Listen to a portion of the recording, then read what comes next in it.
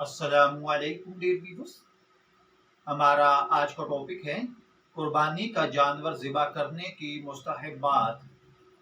याद रखिए, जब आप जानवर को ज़िबा करने लगें तो अपने हाथ से ज़िबा करना मुस्तहब है, वरना कम अज़ कम ज़िबा करते वक्त मालिक का जानवर के पास मौजूद होना भी मुस्तहब है।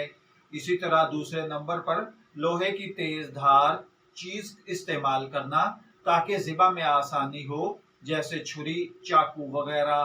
तीसरे नंबर पर जानवर को लिटाने से पहले छुरी को अच्छे तरीके से तेज कर लेना मुस्तहब है। चौथे नंबर पर ऊंट को खड़ा करके नहर करना और दीगर जानवरों को लिटाकर ज़िबा करना मुस्तहब है।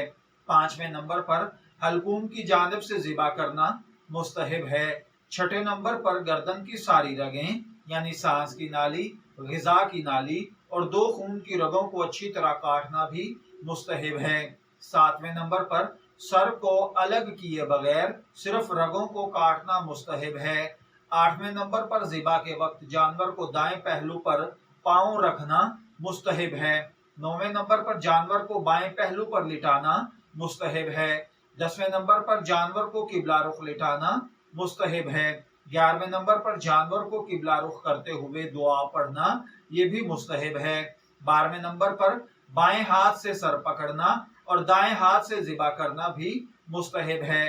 13वें नंबर पर तस्मिया के साथ तकबीर पढ़ना। 14वें नंबर पर ज़िबा के बाद खाल वगैरह उतारने में जानवर के ठंडा होने यानी जान निकलने का इंतजार करना। 15वें नंबर पर जानवर को बिला जरूरत इजाफी तकलीफ पहुंचाने से बचना मुस्तहब है।